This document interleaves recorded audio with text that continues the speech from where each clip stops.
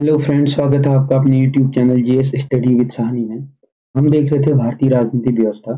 भारतीय राजनीति व्यवस्था में जो संविधान का ऐतिहासिक पृष्ठभूमि है, हम उसे कवर कर रहे थे और पिछली वीडियो में हमारा इसका कुछ हिस्सा बच गया था।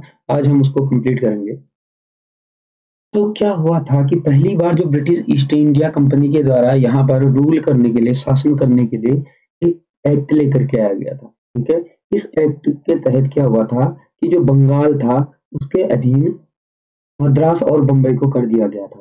ठीक है, और इसी के तहत क्या हुआ था कि कोलकाता में सुप्रीम कोर्ट की स्थापना कर दी गई थी। कब? 1774 में। ठीक है, किस एक्ट के तहत? 1773 के रेगुलेटिंग एक्ट के तहत। और जो गवर्नर था, गवर्नर का पद क्या कर दिया गया था? बढ़ा करके गवर्नर, उसको गवर्नर जनरल कहा जाने लगा। फिर उसके बाद आता है एक्ट ऑफ सेटलमेंट 1781 में। इस एक्ट में क्या होता है कि जो भी 1773 एक्ट की में जो भी कमियां रह जाती हैं, उन कमियों को दूर करने के लिए एक्ट था। फिर उसके बाद आता है 1784 में ईस्ट इंडिया एक्ट। यह एक्ट 1781 की एक्ट की तरह ही यह भी एक एक्ट था। और उसके उपरांत इसमें क्या हो गया था कि द्वैध शासन प्रणाली लागू हो गई थी। द्वैध शासन क्या था कि जो राजस्व मामला देखता था बोर्ड ऑफ कंट्रोल, और जो व्यापार का मामला था वो देखता था बोर्ड ऑफ डायरेक्टर।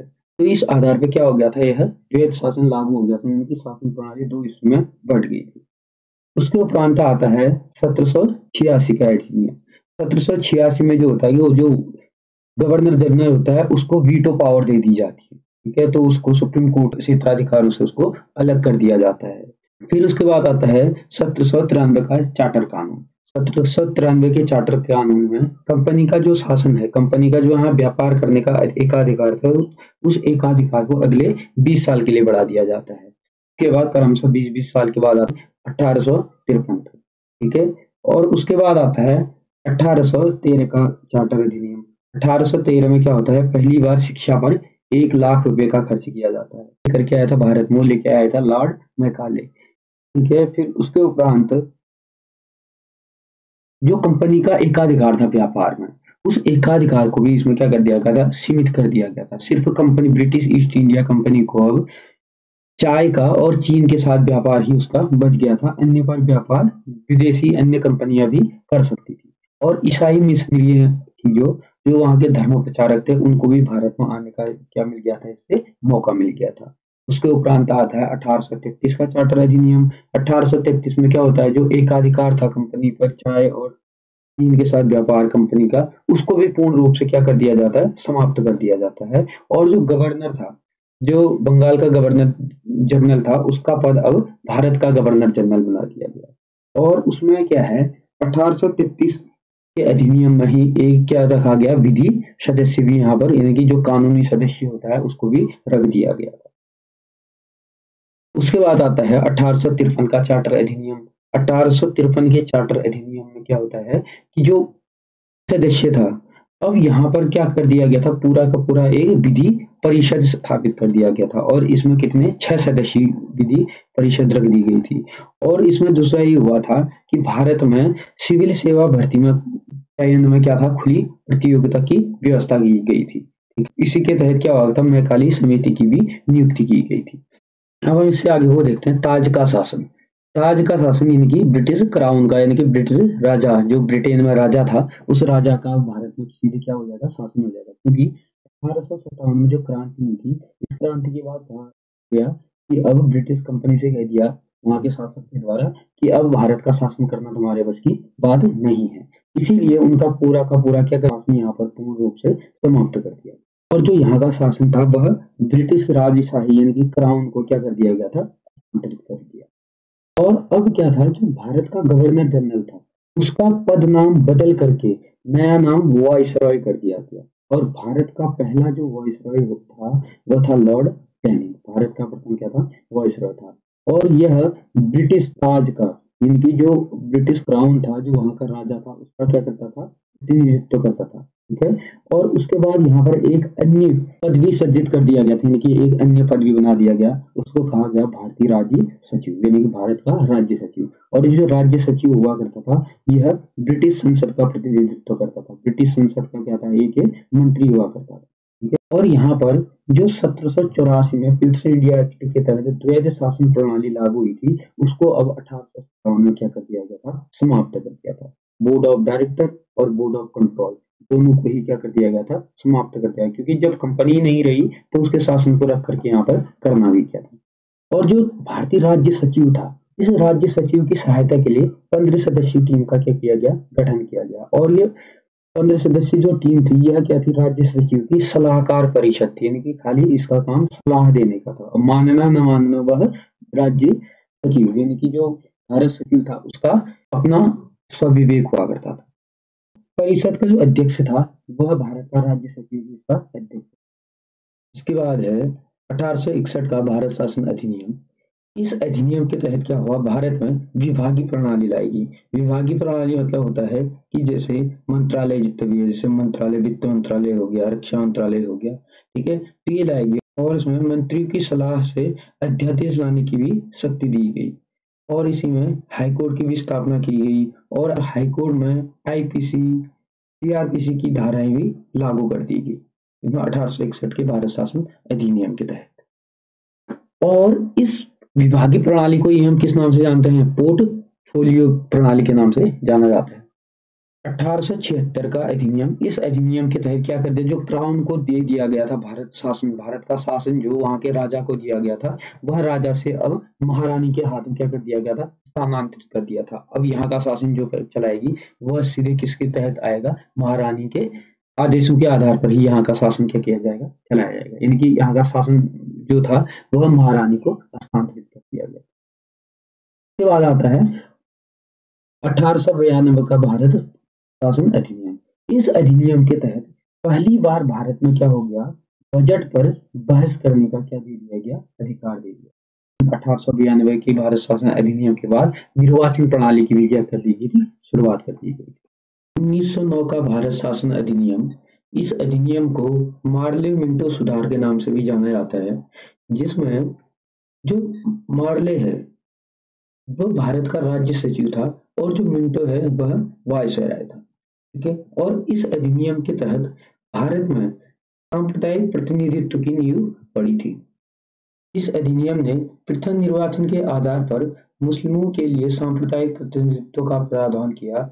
इसके अंतर्गत मुस्लिम सदस्यों का चुनाव मुस्लिम मतदाता ही कर सकते थे। इस प्रकार इस अधिनियम ने सांप्रदायिकता को वैधानिकता प्रदान की, और लॉर्ड मिंटो को सांप्रदायिक निर्वाचन के जनक के रूप में जाना जाता है। उसके बाद आता है 1919 का भारत शासन अधिनियम, ठीक है। इसको हम मॉन्टेग्यू चेम्सफोर्ड के नाम से भी जानते हैं, क्योंकि जो इसमें मॉन्टेग्यू है वह भारत का राज्य सचिव था, और जो चेम्सफोर्ड है वो भारत का वायसरॉय था। राज्य सचिव का पद क्या होता है, बड़ा होता है, जिस कारण से राज्य सचिव का नाम आगे लिखा जाता है, और जो वायसरॉय होता है वह राज्य सचिव के अधीन होता है। तो जब 1919 का अधिनियम आया था, इसी टाइम क्या हुआ था, जलियांवाला बाग हत्याकांड भी हुआ था, ठीक है। क्योंकि इस कांड से क्या हो गया था कि पूरे भारत में क्या था, आक्रोश का माहौल था। तो अंग्रेज समझ चुके थे कि अब क्या है, स्थिति बड़ी दयनीय है। इसी में अंग्रेजों के द्वारा क्या कर दिया गया, राज्यों में, ठीक है, राज्यों में क्या कर दिया गया, प्रांत में द्वैध शासन लागू कर दिया गया, ठीक है, मतलब दोहरा शासन लागू कर दिया। और जो आरक्षित मामले थे, जैसे रक्षा हो गया, पुलिस हो गया, ठीक है, और रेलवे होगी, ये मामले सारे किसके अपने पास रखे, आरक्षित विषय, और जो हस्तांतरित विषय थे वो किसको दे दिए, प्रांतों को दे दिए गए थे। उसके बाद हम भारत शासन अधिनियम 1935 को पढ़ने से पहले साइमन आयोग देख लेते कि वह अपने निर्धारित समय से 2 वर्ष पहले ही आ गया था, ठीक है। इसका काफी यहाँ पर विरोध भी हुआ था, क्योंकि इसमें अधिकतर जो इसके जो सदस्य थे वो सारे के सारे कहाँ के थे, इंग्लैंड के थे, ठीक है, अंग्रेज थे। इस कारण से साइमन कमीशन भारत लौटो का भी यहाँ बहुत अधिक मात्रा में क्या होता, विरोध हुआ था। परंतु इसने क्या किया था, जो द्वैध शासन प्रणाली थी उसको जारी रखने की बात कही थी, ठीक है, और सांप्रदायिक निर्वाचन प्रणाली को भी जारी रखने की बात की थी, और इसने अपनी रिपोर्ट 1930 में पेश की थी। और इसके बाद आता है 1935 का भारत शासन अधिनियम। यह अधिनियम जो था वह साइमन कमीशन की रिपोर्ट जो उसने 1930 में पेश की थी, उसी पर पूरी की पूरी क्या थी, आधारित थी, ठीक है। इसमें 321 धाराएं थी और 10 अनुसूचियां थी। इसमें संघ सूची, राज्य सूची और समवर्ती सूची के आधार पर शक्तियों का बंटवारा कर दिया गया था। और जो राज्यों में द्वैध शासन चल रहा था 1919 से, वह द्वैध शासन अब क्या कर दिया गया था, पूर्ण समाप्त कर दिया गया था और उन्हें राज्यों को यानी कि प्रांतों को स्वायत्त कर दिया गया था और केंद्र में द्वैध शासन क्या हो गया था, स्थापित हो गया था। और इसी 1935 अधिनियम के आधार पर भारतीय रिजर्व बैंक की क्या होती है, स्थापना होती है। इसने न केवल संघ लोक सेवा आयोग की स्थापना की थी, बल्कि प्रांतीय सेवा आयोग और 2 या अधिक राज्यों के लिए संयुक्त सेवा आयोग की भी क्या की थी, स्थापना की थी। और इसी भारत शासन अधिनियम 1935 से हमारे संविधान का 85% हिस्सा लिया गया है। ठीक है, भारतीय संविधान को 1935 भारत शासन अधिनियम के कार्बन कॉपी या ब्लूप्रिंट नाम से भी जाना जाता है। के बाद आता है भारत शासन अधिनियम 1947। यह ब्रिटिश द्वारा लाया गया क्या था, अंतिम अधिनियम था। इसके बाद भारत को क्या दे दी गई थी, आजादी दे दी गई थी।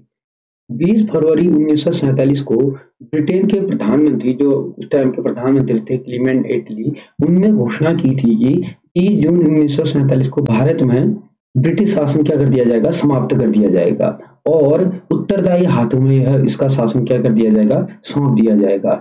लेकिन इस घोषणा से क्या हो गया, मुस्लिम लीग नाराज हो गई थी और उसने भारत को क्या कहा कि विभाजन की उसने बात कही।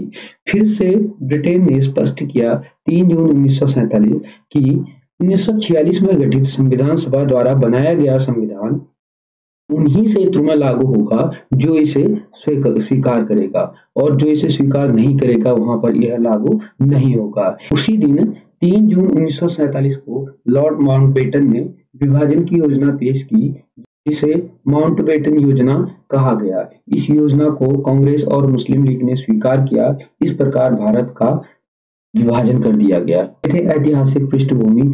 अब हम आगे की क्लासों में भारत का संविधान निर्माण तो आगे को देखेंगे। आज मेरा स्वास्थ्य भी इतना सही नहीं है, जिस कारण से मैं क्लास को आज यहीं पे समाप्त करता हूँ और कुछ दिनों से 1-2 दिनों से मैं कहीं बाहर था, जिस कारण से क्लास अभी नहीं दे पाया। तो कल से हमारी रेगुलर 2 से 3 क्लासें, संभव हो सके तो 2-3 क्लासें, फिर भी 1 या 2 तो फिर भी कोशिश करूंगा देने की। धन्यवाद।